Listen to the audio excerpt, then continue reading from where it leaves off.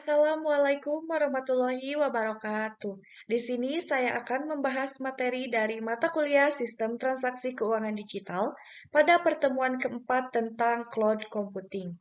Sebelumnya, perkenalkan nama saya Mira Herawati, nomor induk mahasiswa saya 1022-2015 dari kelas C1 Akuntansi.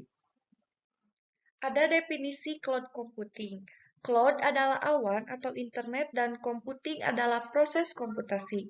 Jadi, awan atau cloud berarti internet atau dapat pula gambaran dari sebuah hal yang abstrak atau tidak jelas. Dan komputasi berarti teknologi komputer yang memiliki software, hard disk, dan kebutuhan yang lain. Jadi, cloud computing merupakan gabungan pemanfaatan teknologi komputer dengan pemanfaatan berbasis internet. Cloud computing adalah teknologi yang memungkinkan pengguna melakukan kegiatan komputasi atau menyimpan dan mengakses data secara program di dalam internet. Syarat cloud computing. Ada beberapa syarat yang harus dipenuhi antara lain yang pertama, layanan berbasis on-demand, yaitu pengguna dapat berlangganan hanya dengan dia dibutuhkan dan membayar hanya untuk mereka gunakan saja. Kedua, layanan berbasis elastis, yang di mana pengguna bisa menambah atau mengurangi jenis dan kapasitas layanan yang dia inginkan, kapan saja dan sistem selalu bisa mengakomodasi perubahan tersebut. Dan yang ketiga, layanan sepenuhnya dikelola oleh penyedia yang dibutuhkan oleh pengguna hanyalah komputer personal atau netbook ditambah koneksi internet. Ada beberapa jenis-jenis layanan cloud computing. Yang pertama, software as a service, yaitu layanan cloud berupa software untuk pelanggan yang disediakan oleh cloud provider. Contohnya itu ada layanan produktivitas, layanan email, layanan social network, dan layanan instant messenger. Keuntungannya adalah untuk tidak membutuhkan lisensi software dan hanya tinggal berlangganan dan membayar ke cloud provider. Dua, platform as a service, yaitu layanan cloud seperangkat platform yang merupakan gabungan dari database, file system, web server, network, dan peralatan lainnya. Contohnya, Amazon Web Service, Windows Azure, Google Apps Again.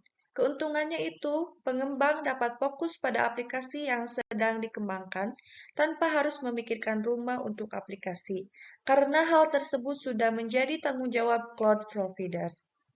Tiga, infrastruktur as a service, yaitu layanan cloud berupa seperangkat infrastruktur TI yang berupa unit komputasi, storage, memori, network, dan sebagainya. Contohnya, Amazon EC2, Dispatch Cloud, Windows Azure, dan sebagainya. Keuntungannya, Anda tidak perlu membeli komputer fisik dan konfigurasi komputer virtual tersebut dapat diubah dengan mudah. Di sini juga ada pengelompokan cloud computing.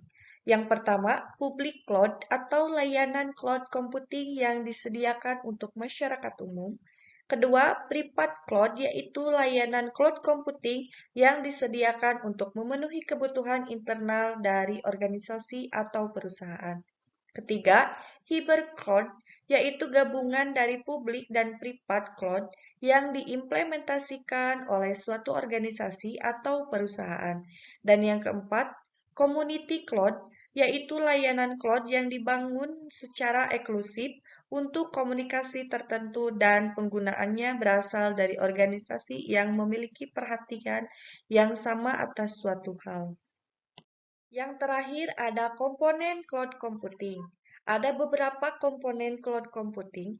Yang pertama cloud clients, yaitu seperangkat komputer atau software yang didesain secara khusus untuk penggunaan layanan berbasis cloud computing.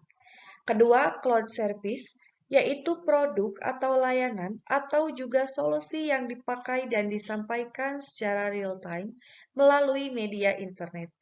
Ketiga, cloud application, yaitu pemanfaatan cloud computing dalam hal arsitektur software, sehingga user tidak menginstal dan menjalankan aplikasi di komputernya. Dan yang terakhir, cloud platform, yaitu layanan berupa platform hardware dan software infrastruktur. Biasanya mempunyai aplikasi bisnis tertentu dan menggunakan layanan PaaS. Baik, sekian dari saya. Mohon maaf bila ada kata-kata yang kurang jelas. Terima kasih. Wassalamualaikum warahmatullahi wabarakatuh.